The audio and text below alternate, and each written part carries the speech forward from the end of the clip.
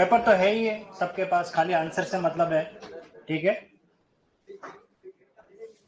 महो ऊर्जस्वी का सही संधि विच्छेद महाधन ऊर्जस्वी, दूसरा राइट है। सप्तधन ऋषि का सही संधि विच्छेद सप्त ऋषि, दूसरा राइट है। चंद्रोदय का सही संधि विच्छेद चंद्र प्लस उदय, ये राइट है। हाँ फर्स्ट। मृगेंद्र का सही संधि विच्छेद मृग धन इंद्र, पहला ऑप्शन राइट है। इत्यादि का सही संधि विच्छेद चौथा इति धन आदि, ये सही है। अन्वय का पहला राइट है। प्रत्यपकार का प्रति धन अपकार, चौथा राइट है। इत्यादि में इति धन आदि, चौथा राइट है। यद्यपि में तीसरा राइट है। यदि प्लस अपि, ये यण संधि है। अ प्लस ई गुण संधि है।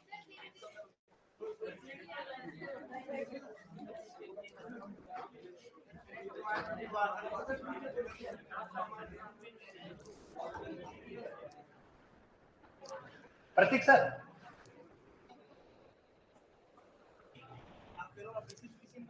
सबके ये पेपर बोर्ड पे लिया ना, है ना? नहीं वो निकाल कर देना। हाँ फ्री कर दिया, नरेश फ्री कर दिया।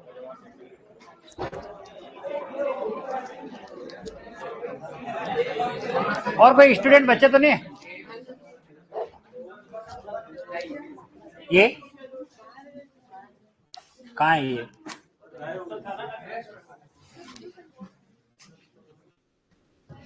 कौन सा पेज? 2 3 4 सेकंड।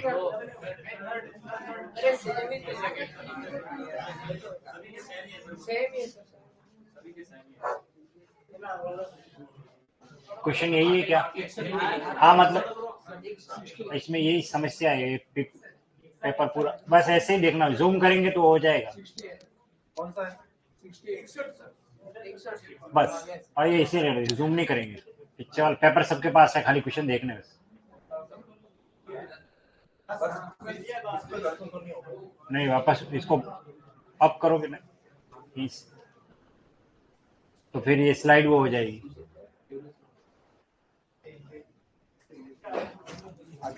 नहीं हाँ बाकी में ले लूंगा, कोई नहीं, छोड़ो।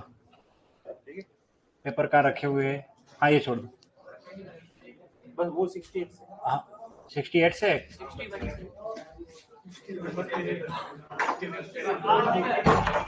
चलिए 61 से है ना।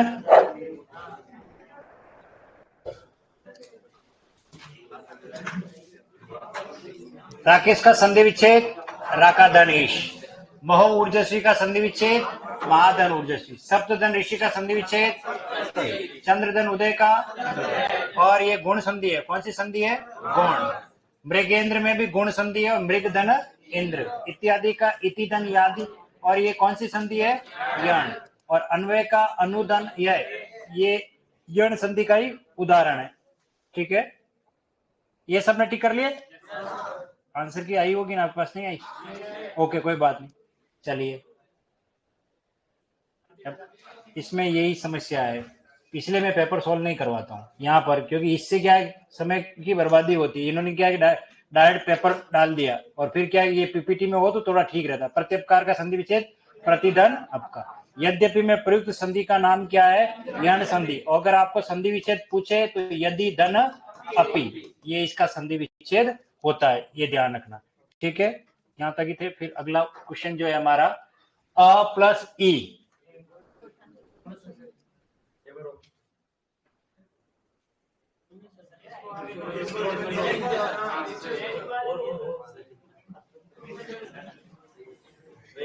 ओके चलो, अ प्लस ई गुण संधि बनाएगा। सूर्योदय सूर्य धन उदय। परिवेक्षक शब्द में यण संधि के अतिरिक्त कौन सी संधि है? गुण संधि। मुखोपाध्याय में मुख धन उपधन अधिधन आय, एक तो गुण संधि भी है, दीर्घ संधि भी है, और यण संधि, यानी कि चौथा ऑप्शन राइट है, उपयुक्त सभी। औषधम महाधन औषधम, वृद्धि संधि है। जनार्दन का सही संधि विच्छेद जन प्लस अर्धन। ठीक है,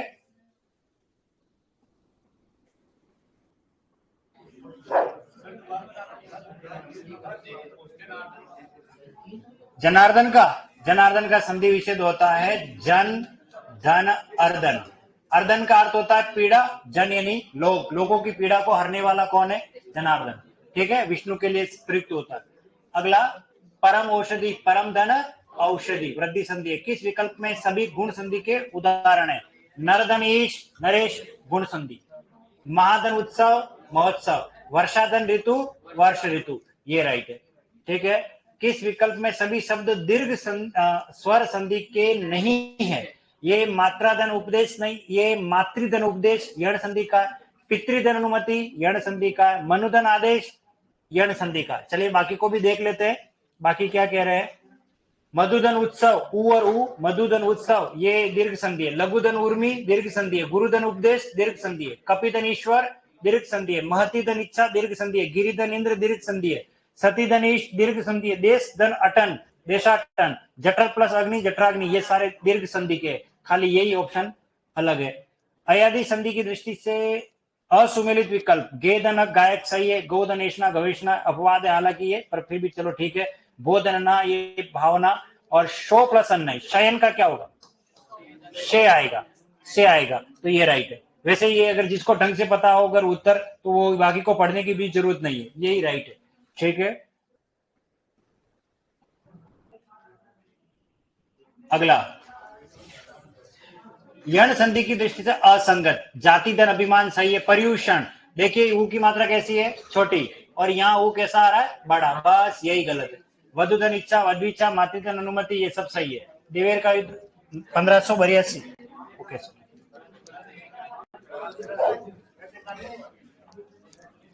ओके चलिए।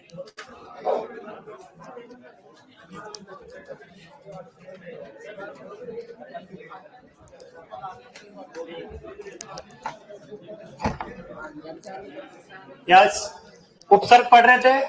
उपसर्गों के बारे में मैंने बात कही थी, कुछ महत्वपूर्ण तथ्यों पर बात कर रहे थे, और मैंने बताया था कि उपसर्ग लगने से नए नए शब्द बनते हैं, है ना? यही लिखवाया था। और फिर उदाहरण के लिए बताया था जैसे, याद आ रहा ना? अब वो जैसे क्या है वो आप लिख लीजिए, क्योंकि वो मैंने लिखा है नहीं, वो तो आप लिख लीजिए। डायरेक्ट लिखना आरंभ कर सकते हो आप, और सुनते भी रहिए और लिख भी लीजिए, क्योंकि ये कंटेंट लिखने वाला है। जैसे ये मूल शब्द क्या हमारा? हार। ठीक है, देखिए हार मूल शब्द है। अगर इसमें आ उपसर्ग लगेगा तो क्या बनेगा? आदेश, आदेश। वी उपसर्ग लगेगा तो विदेश, और नीर उपसर्ग लगेगा तो निर्देश। ठीक है, और सम उपसर्ग लगेगा तो संदेश। ओ माय गॉड, मैं वही सोच रहा हूँ कहाँ जा रही हूँ। हाँ, अभी भी क्वेश्चन में ही घूम रहे थे। ठीक है, कोई बात नहीं, ये लीजिए बस। हार को इधर ले आएंगे अपन, ठीक है, या हार यहाँ ले लेते, कोई दिक्कत नहीं, इसको छोड़ देते, इसी को ले। देश का अर्थ होता है वतन, मुल्क, कंट्री। आ उपसर्ग लगाओगे क्या बनेगा? आदेश। वी लगाओगे विदेश, नीर लगाओगे निर्देश, सम लगाओगे संदेश, और अगर उप लगाओगे तो उपदेश। ठीक है, उप उपसर्ग लगाने से क्या बन गया? उपदेश। क्या देश में उपसर्ग लगने से इस देश के शब्द में परिवर्तन हो रहा है? यस, कहीं पूर्ण भी हो रहा है और कहीं आंशिक भी हो रहा है। ठीक है, अगर प्र उपसर्ग लगेगा तो क्या बन जाएगा? प्रदेश। इस तरीके से शब्द बनेंगे बहुत सारे, और भी बता दो। सुदेश, सु उपसर्ग लगने से क्या बन जाएगा? सुदेश। तो शब्दों में क्या हो रहा है? परिवर्तन के साथ साथ, अर्थ में परिवर्तन के साथ साथ शब्द में वृद्धि हो रही है। ठीक है ना? इसी प्रकार हार की बात करें तो इसके कुछ उदाहरण ले लेते हैं। जैसे आ उपसर्ग लगेगा तो क्या बनेगा? आहार। आहार का मीनिंग क्या होता है? भोजन। ठीक है, इसी प्रकार वी लगेगा तो क्या बनेगा? विहार। विहार का अर्थ होता है भ्रमण करना। ठीक है, प्र उपसर्ग लगेगा तो क्या बनेगा? प्रहार। सम उपसर्ग लगेगा तो संहार बन जाएगा, और परि उपसर्ग लगेगा तो परिहार। याद रखना, परिहार का अर्थ होता है त्यागना। तो परीक्षा में आपसे पूछ सकते हैं कि हार शब्द में कौन सा उपसर्ग जोड़े कि उसका अर्थ त्यागना हो जाए, तो क्या उपसर्ग लगाएंगे? परिहार। परिहार का अर्थ क्या होता है? त्यागना। ठीक है। उद उपसर्ग लगाओगे तो क्या बन जाएगा? उद्धार। ठीक है। और उप उपसर्ग लगाओगे तो उपहार। इस उप उपसर्ग लगाओगे क्या बन जाएगा? उपहार। और प्रति उपसर्ग लगाओगे तो प्रतिहार। प्रतिहार का अर्थ होता है द्वारपाल, ये ध्यान रखना। हार शब्द में कौन सा उपसर्ग जोड़े कि उसका अर्थ क्या निकल जाए? द्वारपाल। तो क्या उपसर्ग है इसके अंदर? प्रति उपसर्ग है, ध्यान रखना। अगला और उदाहरण ले लेते हैं तब थोड़ा क्लियर हो जाए। जैसे ये एक शब्द है ज्ञान, ठीक है। और अगर आप में इसमें वृद्धि करनी है तो देखिए, जिसको कुछ भी नहीं आता है उसके लिए वो सब क्या है? अज्ञान। जिसको विशिष्ट रूप से ज्ञान है, विज्ञान। आपने पढ़ा होगा वस्तु के सुसंगठित सुव्यवस्थित क्रमबद्ध ज्ञान को क्या कहते हैं? विज्ञान। ठीक है। अभी उपसर्ग लगाओगे क्या बनेगा? अभिज्ञान। ठीक है। प्र उपसर्ग लगाओगे क्या बनेगा? प्रज्ञान। सम उपसर्ग लगाओगे संज्ञान। इस तरीके से इस ज्ञान में उपसर्ग लगने से नए नए शब्दों की क्या हो रही है? वृद्धि हो रही है। इसी तरीके से और एक उदाहरण ले लेते हैं। ये जैसे कट एक शब्द है, ठीक है। कुछ और जैसे प्र लगाओगे क्या बनेगा? प्रकट। सम लगाओगे तो संकट। और वी लगाओगे तो विकट। और नी लगाओगे तो निकट। बात समझ में आगे होगी। उपसर्ग लगने से नए नए शब्दों में वृद्धि होती है कि नहीं होती है? होती है। तो ये उदाहरण उस जगह पर आप लिख लीजिए जो मैंने आपको जैसे करके छोड़ दिया था। अब ऐसे आप लिख लीजिए इनको।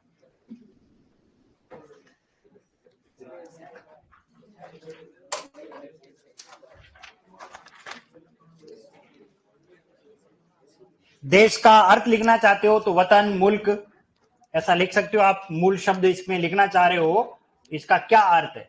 देश का अर्थ क्या है? देश यानी क्या होता है? देश यानी होता है वतन। और वतन कोई मुल्क कहा जाता है, कंट्री भी कह सकते हो, वतन। ठीक है। और हार, हार का मूल अर्थ क्या है? हार का मतलब एक माला हो सकता है, ठीक है। और हार का एक और अर्थ होता है हमारा पराजय। पराजय।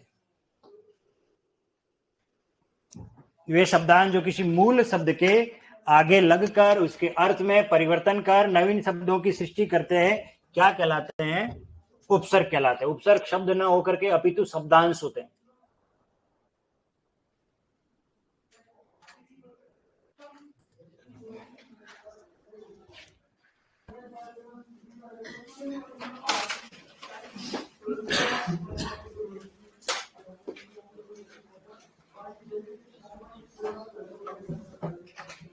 एक किसी की कॉपी दिखा देना मुझे जिसने लिख रखा, क्योंकि मुझे कौन कौन से बिंदु और लिखवाने रह गए, ताकि ध्यान रह जाए एक बार। क्या कौन से लिखवा दिए आपको?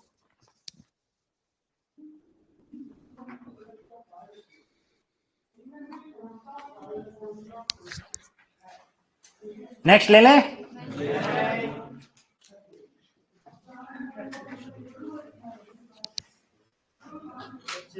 प्रतिहार का मतलब क्या होता है? द्वारपाल। त्यागना का है परिहारी।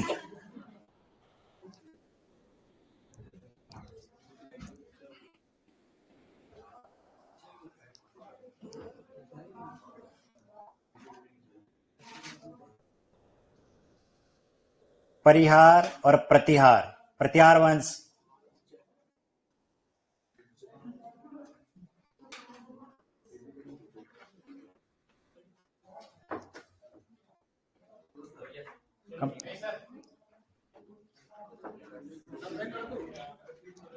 अरे एक दो उदाहरण लिख दो, क्या है? पूरा का पूरा वैसा का वैसा छापना जरूरी है? दिमाग चलाओ ना। ये तो मैंने बताया है कि उपसर्ग लगने से शब्द के अर्थ में परिवर्तन होता ही है, लेकिन साथ साथ नए नए शब्द बनते हैं। एक ही बताना बहुत था, मैंने तो इतने सारे इसलिए बता दिए कि बहुत सारे उदाहरण दिमाग में रहेंगे। लिख लो। ज्ञान, इसमें विज्ञान, अभिज्ञान, प्रज्ञान, संज्ञान, कट, निकट, संकट, विकट, प्रकट, शब्दकोश में वृद्धि होती है। कोई ये कहेंगे तथ्यात्मक प्रश्न जब आएंगे उसके लिए ये ध्यान रखना।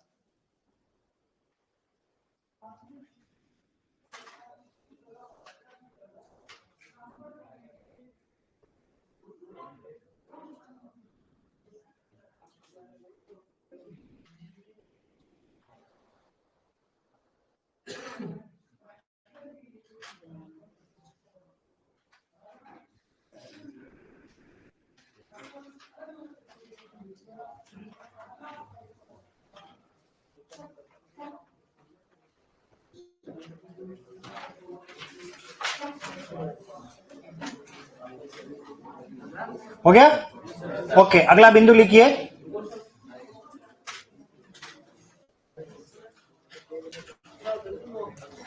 नहीं, अपन आराम से ही पढ़ा रहे हैं। ये तो क्या है, वो बिंदु रह गया था ना, इसलिए। ठीक है ना, ऐसी कोई बात नहीं है। अब वो आपका पेन नहीं चल रहा हो तो वो बात अलग है, बाकी मैं तो कहीं जल्दी में नहीं, मुझे तो यही रहना। Complete, okay.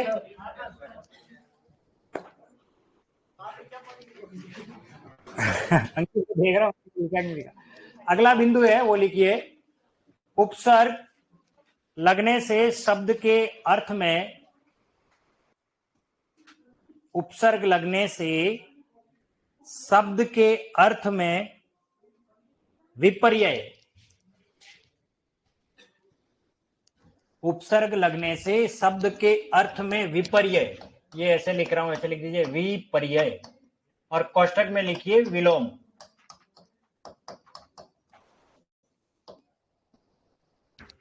उपसर्ग लगने से शब्द के अर्थ में विपर्यय, विलोम, कोष्ठक में लिखना है। विपर्यय भी बनता है, विपर्यय भी बनता है, यानी कि उपसर्ग लगने से किसी शब्द का विलोम भी बनता है। कोई ये कहे कि क्या ये बात सही है कि उपसर्ग लगने से शब्द के अर्थ में परिवर्तन तो होता ही है, साथ में विलोम भी हो जाता है। जैसे उदाहरण लिख करके लिखिए, एक तरफ लिखिए ज्ञान और इधर लिखिए अज्ञान।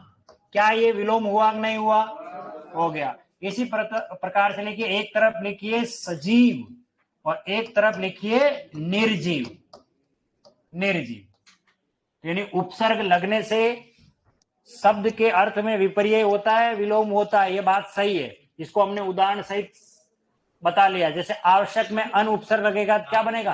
अनावश्यक। उपस्थित में अन लगेगा तो अनुपस्थित। तो विलोम शब्द बन रहे हैं, नहीं बन रहे हैं?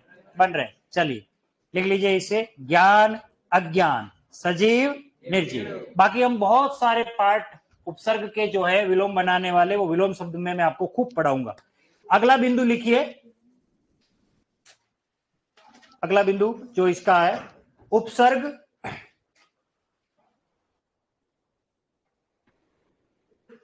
के मुख्यतः 3 स्रोत है। उपसर्ग के मुख्यतः 3 स्रोत है जो निम्नानुसार है। उत्तर आपकी स्क्रीन पर। उपसर्ग के स्रोत, अब देखिए इसको थोड़ा देख लीजिए, इसको समझ लीजिए। पहले पढ़ा है, स्रोत का मतलब होता है जरिया, उद्गम, जहां से हमें प्राप्त होते हैं। हमारे हिंदी में उपसर्ग कहां से आए उसको समझा रहा हूं, ठीक है। सबसे पहले हमारे हिंदी में जो उपसर्ग आए वो कहां से आए? संस्कृत से। कहां से आए? संस्कृत से। दूसरे नंबर के जो उपसर्ग है वो हमारे स्वयं हिंदी के, हिंदी उपसर्ग, यानी कि ये हिंदी के उपसर्ग है, ठीक है। और ये संस्कृत के उपसर्ग, और इधर आ जाएगा विदेशी उपसर्ग, विदेशी उपसर्ग, विदेशी उपसर्ग। संस्कृत के उपसर्गों को पुनः हम 2 भागों में विभाजित करते हैं। हालांकि संस्कृत के सभी उपसर्ग किस श्रेणी में है? तत्सम की श्रेणी में। हिंदी के सभी उपसर्ग किस श्रेणी में है? तद्भव की श्रेणी में। ये ध्यान रखना, ये बिगड़े हुए रूप, ठीक है। तो संस्कृत में उपसर्गों की संख्या निश्चित है, उसको हमने नाम दिया है 22 उपसर्ग वाले। यानी वे सभी उदाहरण जिसमें 22 उपसर्गों की बात करेंगे, वे जिनका प्रयोग हम अव्यय की तरह करते हैं, अव्यय की तरह प्रयुक्त, अव्यय की तरह प्रयुक्त, अव्यय की तरह प्रयुक्त, ठीक है। इनकी कोई संख्या निश्चित नहीं है, इनकी निश्चित है, इनको पढ़ ले, बाकी बच गए वो सारे के सारे यही होंगे, ठीक है। चलिए उदाहरण देख लेते हैं। संस्कृत के उपसर्ग में से कोई एक उदाहरण ले लेते हैं, जैसे ये प्रति, और इधर आ गया पल। तो प्रति ये संस्कृत के 22 उपसर्गों का उदाहरण है। अव्यय की तरह प्रयुक्त होने वाले में स्वतंत्र, स्वतंत्र, तो स्व इसमें उपसर्ग, जैसे स्वदेश, स्वराज्य, तो स्व अपने आप में एक उपसर्ग है, ठीक है। हिंदी के उपसर्गों की बात करें, इसका उदाहरण तो देखिए, आधा जो मरा हुआ है उसे हम क्या कहेंगे? अधमरा। आधा जो खिला हुआ है, अध खिला। ऐसे खूब सारे उदाहरण मैं पढ़ाऊंगा इसके अंदर। विदेशी, विदेशी के अंदर एक बात ध्यान रखना, इसमें मुख्यतः या तो आएगा आपके अरबी या आएंगे फारसी, ज्यादातर यही मिलेंगे, जख्मी दिल वाले सारे, ठीक है। और यहाँ एक उदाहरण लिख लेते हैं, जो लायक नहीं ना लायक, इस तरीके के उदाहरण हम इसमें पढ़ने वाले। तो उपसर्ग देखो, यूं देखो तब 4 कैटेगरी बन गई, 1 2 3 4। ये दोनों ज्यादातर, ये दोनों ये संयोगावस्था में मिलेंगे, संयोगावस्था यानी संयोग की अवस्था में, और ये संयोगा में भी मिलेंगे और संधि में, यानी संयोगावस्था में मिलेंगे ही, प्लस किस में मिलेंगे? संधि। यानी कि ये जो उदाहरण है ये संयोग अवस्था में, लेकिन मैं ये कहूं प्रत्येक ये संधि के रूप से, अब इसका हमें संधि विच्छेद करना पड़ेगा, प्रतिधन एक, तो यानी कि इसमें दोनों प्रकार की श्रेणी मिलने वाली है, पर इसमें आपको एक ही प्रकार की श्रेणी मिलने वाली है। तो इसका मतलब ये देखो, अधमरा में अध उपसर्ग, नालायक में ना उपसर्ग है। तो यहां खाली उपसर्गों को ही अगर हमने देख लिया, पढ़ लिया, तो हम आसानी से इसकी पहचान कर लेंगे। ज्यादा कसरत दिमाग की करवाएगा कौन? 22 उपसर्ग। इसलिए संधि का सम्यक ज्ञान हमें होना जरूरी है। चलिए तो लिख लीजिए उदाहरण, ये सारा जो लिखा रखा है।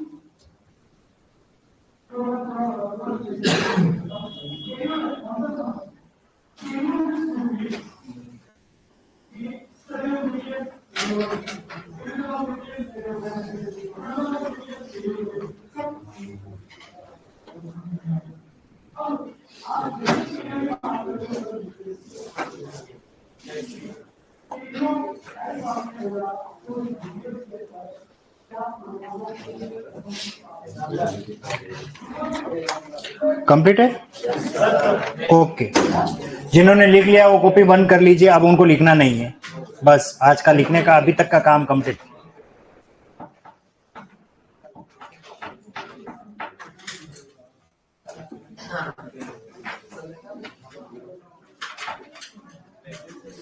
हो गए कंप्लीट?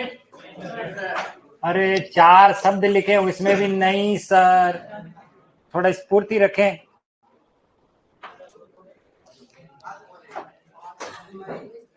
हद मरे हो।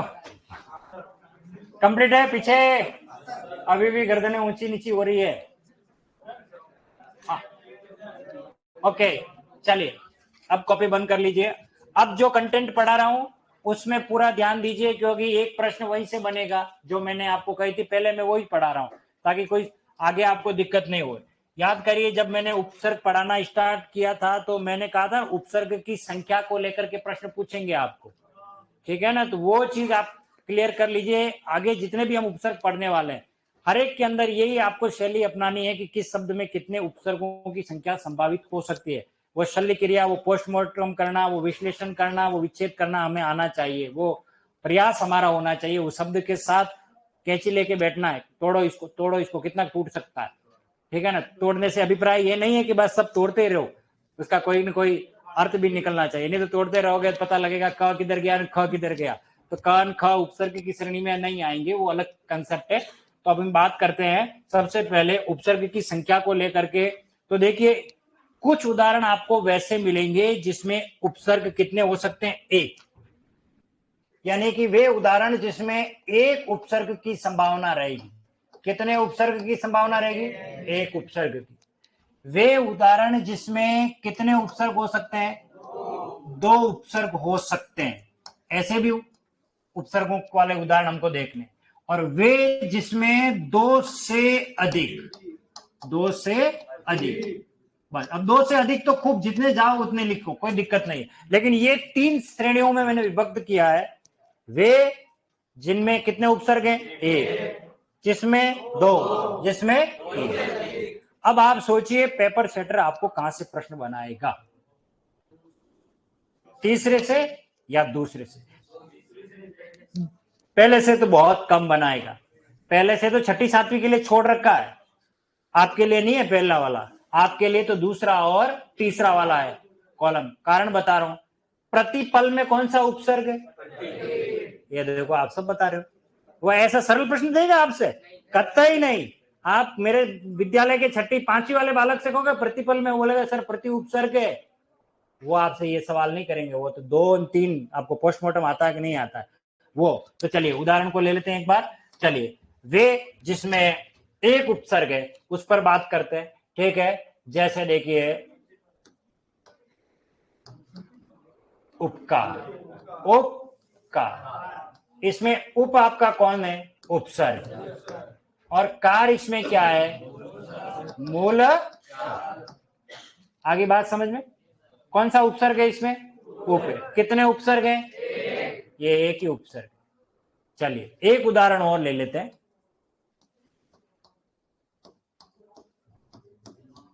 क्या लिखा है? अभिमान। अब अभिमान, अभी इसमें क्या है? उपसर्ग। मान इसमें क्या है? मूल शब्द। उपसर्ग कितने हैं?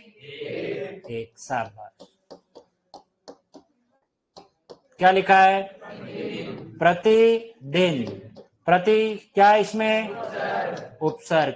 दिन इसमें क्या है? मूल शब्द। कितने उपसर्ग हैं? क्या आपको अभिमान में उपसर्ग पूछेंगे? नहीं पूछेंगे। प्रतिदिन में पूछेंगे? नहीं पूछेंगे। अगर पेपर को सरल ही बनाना है तो पूछेंगे, बाकी किसी हालत में नहीं पूछने वाले और नहीं पूछेंगे। वो आपको यहां पूछेंगे, आपको पूछेंगे यहां से। क्या लिखा है? प्रत्युपकार। अब प्रत्युपकार में मैंने आपको पढ़ाया है, याद करिए, ये प्रति उपसर्ग है और उपकार मूल शब्द है। उप और कार। आगे बात समझ में? प्रति इसमें क्या है? उपसर्ग। उप इसमें क्या है? और कार इसमें क्या है? मूल शब्द। कितने उपसर्ग हो गए? 2 उपसर्ग प्रत्युपकार में। इसी तरीके से देखिए, मान लीजिए आपको दे दे निरभिमान शब्द दे दे। क्या दे दे? निरभिमान। करे इसका पोस्टमार्टम। कोई ऐसा तो नहीं जो नी ही बता रहा हो। मैंने कहा उपसर्ग में नीर लिखेंगे, विसर्ग नहीं आएगा, नीर। और इसमें मूल क्या आएगा? अभी। और इधर क्या आ गया? मान। शाबाश। तो नीर इसमें क्या है? उपसर्ग। अभी इसमें क्या है? और मान इसमें क्या है? मूल शब्द। कितने उपसर्ग हो गए? दो उपसर्ग। बात समझ में आ गई कि नहीं आई? आई।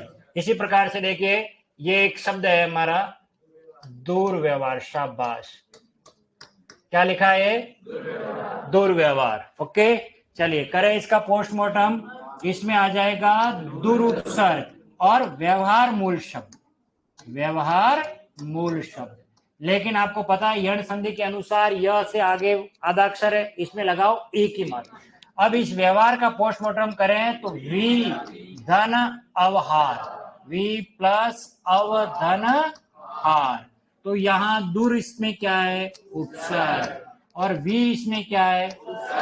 और अव इसमें क्या है? उपसर्ग। और हार इसमें क्या है?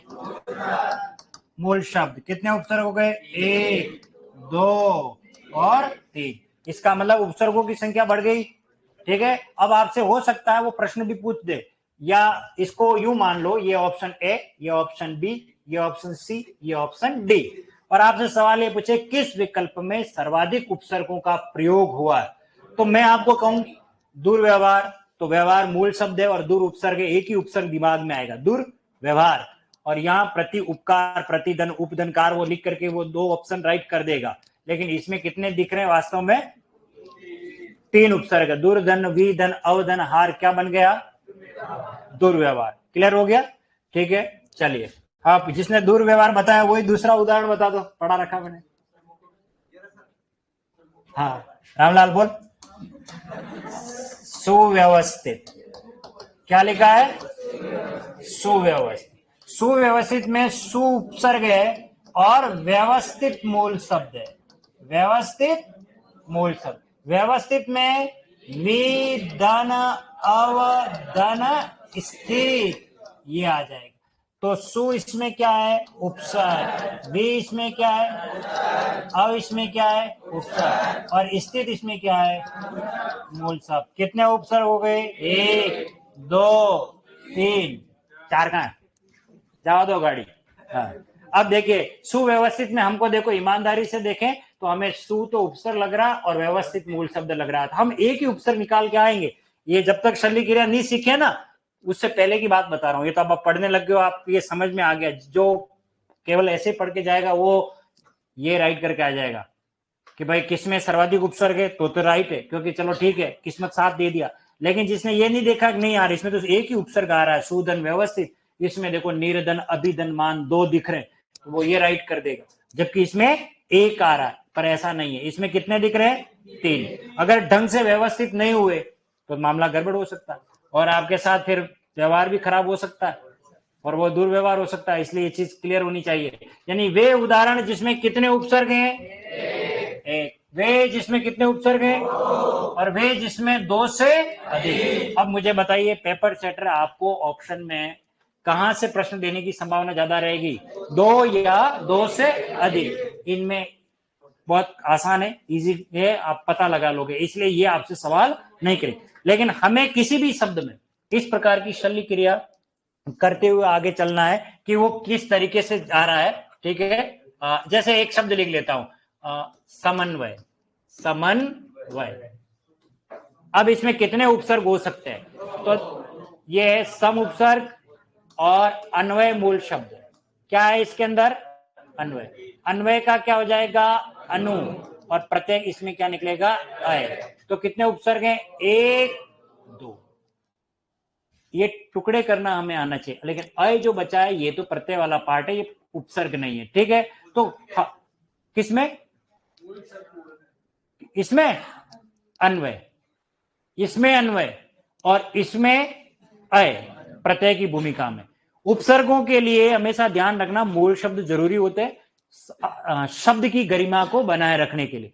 तो आंसर आपसे पूछेंगे तो वो अन्वय ही लिखना है। लेकिन ये एक ऐसा शब्द है, ऐसे खूब सारे उदाहरण मिलेंगे, जैसे उदीयमान, ठीक है ना, उसमें कोई मूल शब्द निकालोगे उदीय तो उदय, उत्तधन ई से बनेगा, ई प्रत्यय, ठीक है ना। तो कुछ शब्द उपसर्ग और प्रत्यय के योग से ही बन जाते हैं, तो वहां हमको ध्यान रखना। जैसे देखिए, ये देखिए, ये प्रति है और ये ईक है, और क्या बन गया,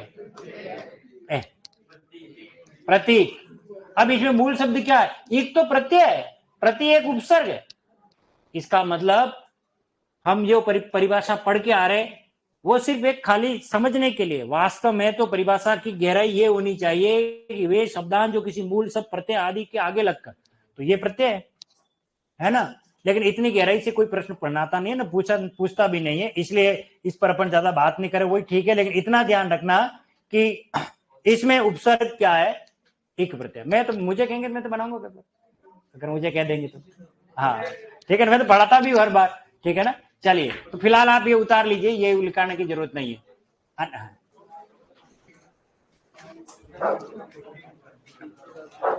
बहुत से नोट्स में लिखवा रखा मैंने, ठीक है।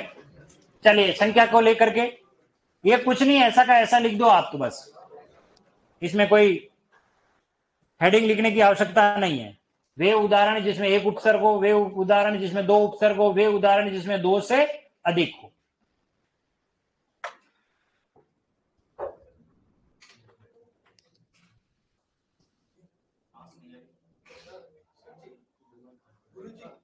एक मिनट,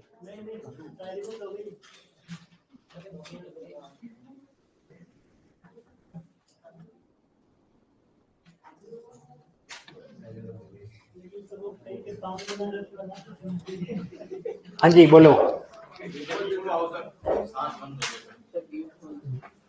दम घुट रहा, हाँ तो बिल्कुल ये लीजिए, फैनवा ऑन करवा। हाँ लो, गेट पूरा खोल देते हैं आपको, तो बेहोश हो जाओगे। ये लो,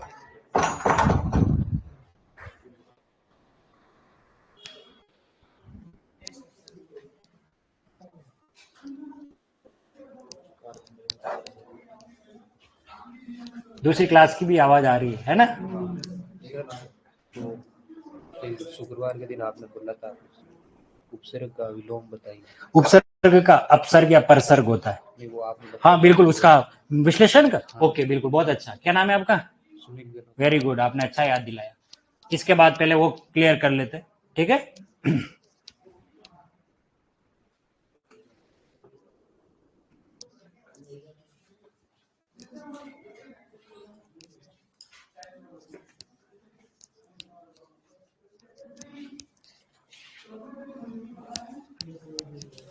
ये फैन ऑन कर दो ना, गर्मी लग रही है, नहीं लगे पीछे वाले।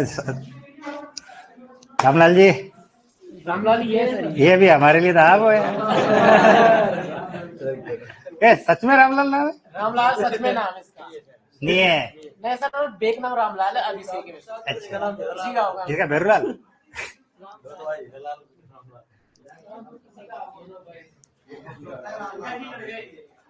ओके,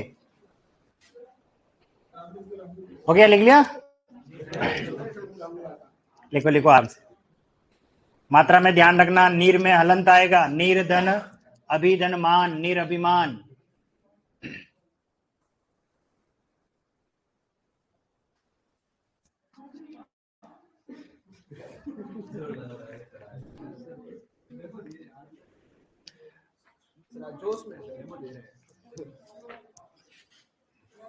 अक्सर पढ़ा रहे हैं।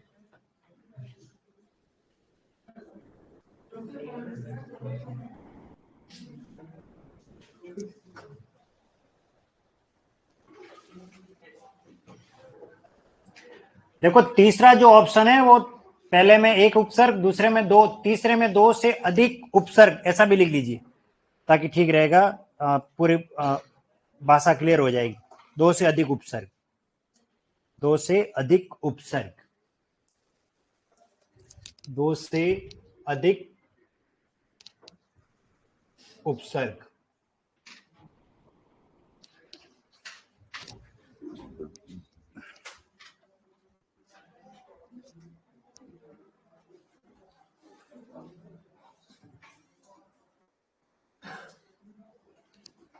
हो गया? ये ध्यान रखना, मैं उपसर्ग का जब टेस्ट लूंगा उस समय यही शल्य क्रिया अपनानी है आपको, और मुझे पता है जब उपसर्ग पढ़ा लूंगा ना लास्ट तक खत्म हो जाएगा, फिर जब टेस्ट लूंगा उसमें आप गलती करोगे। हाँ, इसलिए आप ये मेरी बात को चैलेंज लेकर के नहीं सर हम गलती नहीं करेंगे, आप बिल्कुल झूठ कहते थे, ठीक है ना। ये देखो अभी भी कह रहे करेंगे, पर ये नहीं कहेंगे कि सर नहीं करेंगे जो गलती। आपकी बात को हम 100% गलत साबित करके दिखाएंगे, तब मजा आएगा। हाँ? अरे वाह, हाँ। अब वो एक बार क्या एक क्लास में कहा कौन गधा है, खड़ा हो जाओ, ठीक है ना। तो एक रामलाल खड़ा हो गया। फिर वो पूछा बोले तू रामलाल तू क्या गधा कि नहीं सर आप अकेले खड़े थे मैं आप तो मुझे अच्छा नहीं लगा।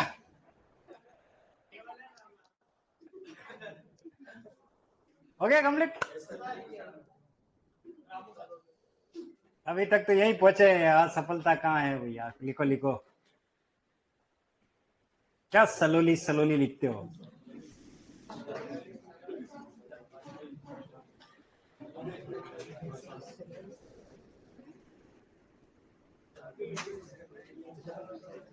क्लियर हो गया।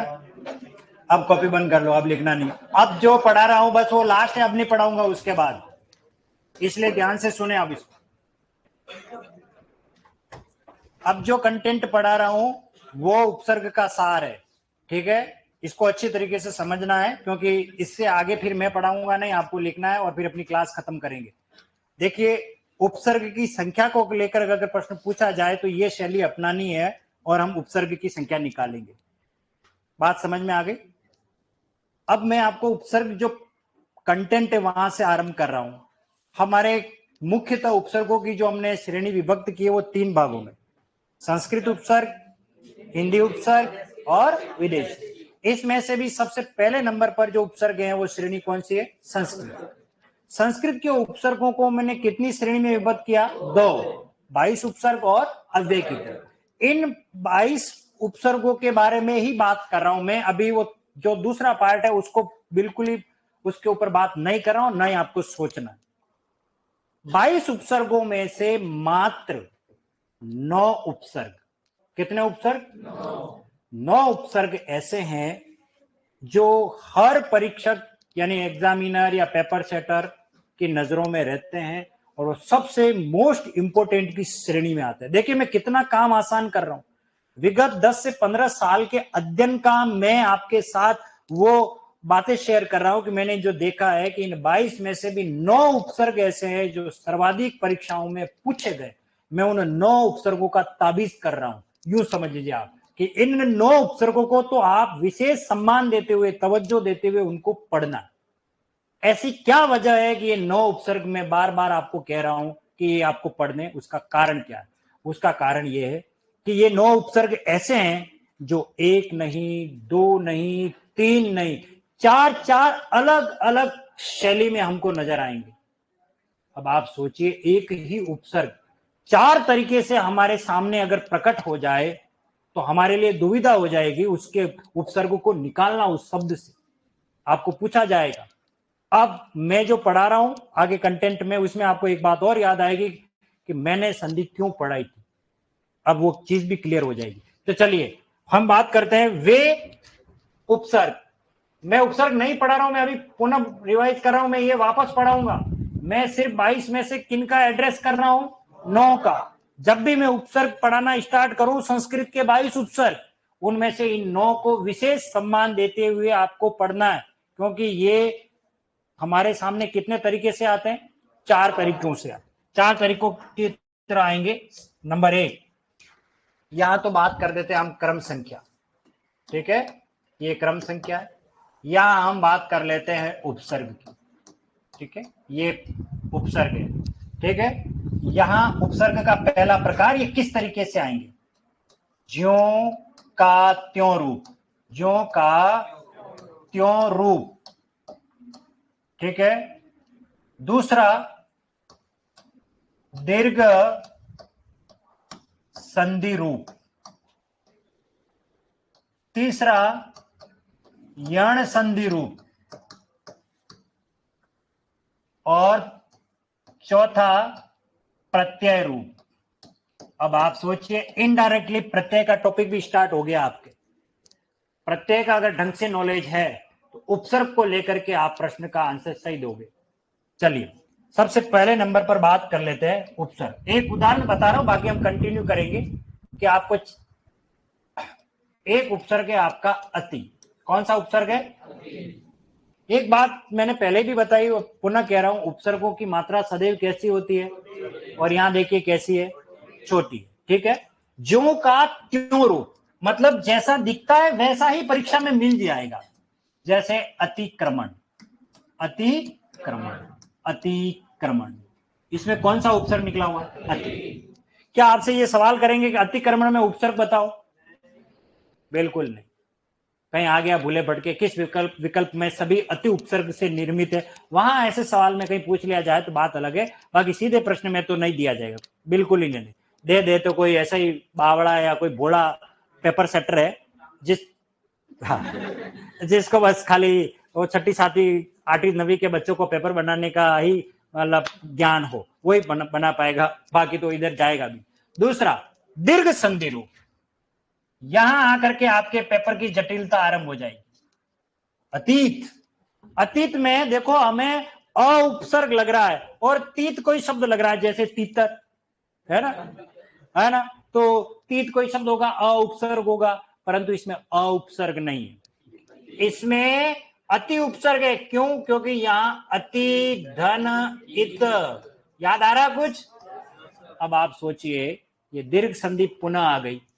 अगर ढंग से दीर्घ संधि पढ़ी है तो आप इस प्रकार के प्रश्नों का उत्तर चुटकियों में दे दोगे, क्योंकि ये हमने पढ़ी है। तो अति, तो देखिए जैसा है वैसा का वैसा दिख रहा है आपको। दीर्घ संधि में उपसर्ग निकला तो आप देखो संधि विच्छेद करने के बाद हमें पता लगेगा, लेकिन पहले तो ही लग रहा है, ये ध्यान। और यण संधि में जैसे ये आ गया अत्यावश्यक, क्या आ गया? अत्यावश्यक। अब अत्यावश्यक में क्या आ जाएगा? अति धन आवश्यक, जो हमारे लिए बहुत ही आवश्यक है उसे हम क्या कहेंगे? अत्यावश्यक। कौन सा उपसर्ग है इसमें? अति। प्रत्यय, ये देखिए अभी इस पर आप सवाल मत करना, क्योंकि ये पूरा एक अलग कंसेप्ट है, मैं इसको पूरा पढ़ाऊंगा। ठीक है, जैसे एक शब्द है, उदाहरण के लिए पहले वो पढ़ाता हूं ताकि ये जो इसका उदाहरण आप समझ नहीं पाओगे। एक शब्द है समाज, उसमें हम इक प्रत्यय लगाते हैं तो सामाजिक बनता है, प्रथम में इक लगाते हैं तो प्राथमिक बनता है, यानी पहले वर्ण में वृद्धि हो जाती है। तो एक शब्द है अत्यंत, और अत्यंत में इक लगता है तो ये बनता है आत्यंतिक, आत्यंतिक। अब आप देखिए यहां में क्या लग रहा है?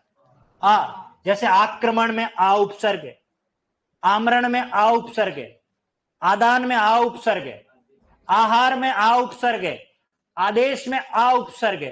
तो आप मुझे एक बात बताइए, आत्यंतिक में भी हमें क्या दिख रहा है? आ दिख रहा है, पर वास्तव में ये आ नहीं है, ये कौन है? अति है। क्यों? क्योंकि इसमें मूल जो शब्द है वो अत्यंत है, और अत्यंत में इक प्रत्यय लगा, इस इक प्रत्यय के प्रभाव से अ किस में बदल गया? आ में। लेकिन इसका वास्तव में देखो, ये अत्यंत शब्द किससे बना है? अति धन अंत से। तो ये अति क्या बन गया? आ बन गया। ये प्रत्यय का कार्य है। इसका मतलब इस अति से हमें 4 प्रकार के उदाहरण मिलेंगे। ज्यों का त्यों रूप, ये आपसे सवाल नहीं किया जाएगा, आपको यहां से सवाल किया जाएगा। इसका मतलब ये कि जब भी किसी उपसर्ग को पढ़ना है तो हमको दीर्घ संधि, यण संधि और प्रत्यय को लेकर के, इसका मतलब ये हुआ कि हमारे लिए 2 संधि उपसर्ग के दृष्टिकोण से महत्वपूर्ण हो गई। कौन सी? दीर्घ संधि और यण संधि। जब मैंने पढ़ाया तब भी कहा था कि स्वर संधि के 5 भेद में से सबसे ज्यादा इंपॉर्टेंट कौन सी है? यण संधि, क्योंकि पूरे उपसर्ग को लेकर के उपसर्ग का टॉपिक हमारा क्लियर करवाती है। ये क्लियर हो गया। और प्रत्यय तो मैं पढ़ाऊंगा पूरा, जिस प्रकार उपसर्ग पर मैं बात कर रहा हूं वैसे प्रत्यय पर बात करूंगा, इसलिए इनको हम बात अभी करेंगे नहीं। बात क्लियर हो गया? आपको समझ में आ गया? चलिए अब हम बात करते हैं दूसरे नंबर का उदाहरण। दूसरे नंबर का उपसर्ग है हमारा अधि। कौन सा उपसर्ग है? अधि। जैसा है वैसा ही परीक्षा में मिलेगा, इसकी गारंटी तो नहीं है, पर ये एक शैली है। जैसे है अधिकार। अब मुझे बताइए इसमें कौन सा उपसर्ग? अधि। जैसा है वैसा का वैसा दिख रहा है, ये जैसा है वैसा का वैसा दिख रहा है। अब दीर्घ संधि की बात करें तो ये है अधीक्षक। क्या आ रहा है? अधीक्षक। मात्रा कैसी आ गई? बड़ी। क्या वास्तव में मात्रा बड़ी है? नहीं। इसका संधि विच्छेद करोगे तो क्या बनेगा? अधि धन ईक्षक। कौन सा उपसर्ग निकला? अधि उपसर्ग निकला। इसी प्रकार से देखिए ये आ गया अध्याय, तो क्या निकलेगा इसमें? अधि प्लस आय, अधि उपसर्ग है। इसी तरीके से अधिकार में इक प्रत्यय लगेगा, क्या बनेगा? आधिकारिक। ये बनेगा आधिकारिक। अधिकार में, अब देखिए ये देखो यहां आ गया, पर ये आ वास्तव में नहीं है, ये अधिकार में इक लगने से बना है आधिकारिक, है ना? आधिकारिक सूचना आनी बानी, आधिकारिक नहीं होता, आधिकारिक होता। क्लियर? ये दूसरा उपसर्ग हो गया आपका। क्लियर हो गया? चलिए हम आगे बात करते हैं तीसरे उपसर्ग। तीसरा उपसर्ग क्या कहता है उस पर बात करें, और वो उपसर्ग है अभि। क्या है? अभि। जैसे देखिए अभियोग, अभियोग जैसा है वैसा का वैसा ही पूछा जा रहा है, बिल्कुल ठीक है। लेकिन अब आप देखिए दीर्घ संधि में अभिधन ईप्सा क्या बना? किसी वस्तु को प्राप्त करने की तीव्र इच्छा या लालसा क्या कहलाती है? अभिप्सा। और इसमें उपसर्ग क्या निकला है? अभि। और इधर क्या आ रहा है? इप्सा। तो बताइए इसमें इसका मतलब दीर्घ संधि का नॉलेज होना बहुत जरूरी है, ध्यान रखना। मैं तो यहीं से प्रश्न पूछूंगा इन दोनों को, यहां तो बिल्कुल ही नहीं, ठीक है? इन पर विशेष बात आप करना, और मैं कर रहा हूं इसका मतलब इस पर आपको ध्यान रखना। इसी प्रकार से देखिए ये आ गया अभ्यास, तो बताइए अभिधन, अभिधन आस, इस तरीके से बन गया। अब प्रत्यय वाले उदाहरण नहीं पढ़ाऊंगा क्योंकि इस पर अपन बात प्रत्यय वाले में करेंगे, खाली ये समझ होनी चाहिए कि इस तरीके से भी बनेंगे। चलिए अगला चौथा उपसर्ग परि। कौन सा उपसर्ग है? परि। जैसा है वैसा का वैसा मिलेगा, जैसे परिवार, ये रहा परिवार में, ठीक है? परीक्षा, बताइए वास्तव में मात्रा कैसी हो गई? छोटी। संधि विच्छेद की वजह से ये क्या हुई है? बड़ी हुई है। ई और ई मिलेगी क्या बनेगा? बड़ी बनेगी। परीक्षा, परि यानी चारों ओर, इच्छा यानी देखना, चारों ओर देखना, उसके बारे में उसको गणित, हिंदी, अंग्रेजी, विज्ञान सबका नॉलेज है या नहीं? ठीक है, तो ये आ जाएगा परीक्षा में ई। तो बताइए किस संधि का उदाहरण है? दीर्घ संधि का। अगला देखिए ये आ गया पर्यावरण, क्या बनेगा? ये बनेगा परिधन आवरण। इस आवरण में भी आ उपसर्ग है, वो तो बाद में संख्या की पूछे तो अलग बात है।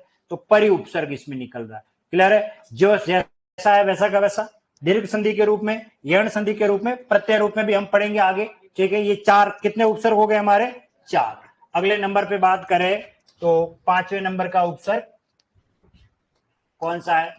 और वो है प्रति, ठीक है? जैसा है वैसा का वैसा मिलेगा, जैसे प्रतिदिन। क्या कोई परिवर्तन है इसमें? नहीं है। लेकिन प्रतिधन ईक्षा, यस, इंतजार करना, प्रतिधन ये आ जाएगा ईक्षा, ऐसे बनेगा, ठीक है? और ये प्रतिधन एक क्या बनेगा? और ये उपसर्ग है आपका प्रतिधन एक, इस तरीके से, ठीक है? ये पांचवें नंबर का उपसर्ग हो गया। अगले नंबर पर बात करें हमारे छठे नंबर का उपसर्ग, और वो उपसर्ग है आपका सु। कौन सा उपसर्ग है?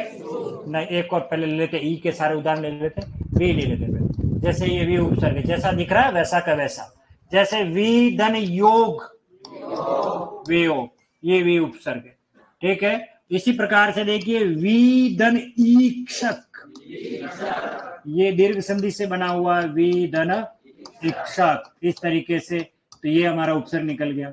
इसी प्रकार से देखिए यण संधि के हिसाब से ये एक शब्द है व्याकरण, तो क्या बनेगा?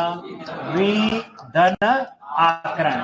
हालांकि आकरण में भी एक और उपसर्ग है आ प्लस करण, इसको हम बाद में पढ़ेंगे, ठीक है? तो ये छठे नंबर का उपसर्ग हो गया। ये है सातवें नंबर का उपसर्ग, और वो उपसर्ग है आपका सु। जैसे सुधन योग, सुयोग, इसमें कौन सा उपसर्ग है? सु। इसी प्रकार देखिए सुदन उक्ति, ये आ जाएगा सु। छोटा लिखो बड़ा? शाबाश, वेरी गुड, बहुत बढ़िया, बहुत बढ़िया। सु यानी अच्छा, उक्ति यानी कथन, उ और उ मिलके क्या बनेगा?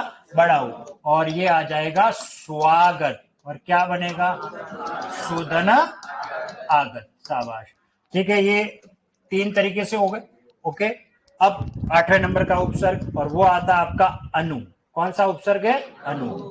जैसे अनुमान, जैसा है वैसा का वैसा पूछा जा रहा है, दिख रहा है ज्यों का त्यों रूप, ठीक है। और ये अनुदित, और ये संधि विच्छेद करोगे, अनु धन उदित, उ और उ मिलके क्या बनेगा?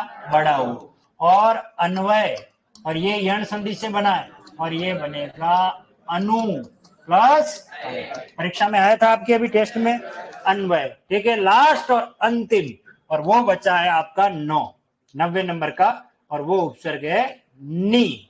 जैसा है वैसा का वैसा आपको मिल सकता है, निबंध, ये नी उपसर्ग। इसका मुझे कोई उदाहरण मिला नहीं है, अगर मिल जाए मुझे बताना, ठीक है। और नीदन आय क्या बनेगा? न्याय, और ये आ जाएगा निधन आय, और ये बनेगा न्याय। बात समझ में आ गई होगी। ये 9 उपसर्ग 9 ग्रह के बराबर हैं, इन 9 ग्रहों का ताबीज किया मैंने, ठीक है। तो 22 में से कितने उपसर्ग की बात कर रहे हैं? 9। ये कितने तरीकों से हमारे सामने आएंगे? 4। इसका मतलब इन सभी उपसर्गों को जब मैं पढ़ाऊंगा, 22 उपसर्गों को, उसमें से विशेष सम्मान देते हुए इन उपसर्गों को आपको पढ़ना है। अति, अधि, अभि, परि। इसके अलावा देखिए कौन है? प्रति, वि, सु, अनु और। बात समझ में आ गई? अभी हम बात करेंगे अपनी अगली क्लास में, ठीक है। और इनको हम कल ही लिखेंगे।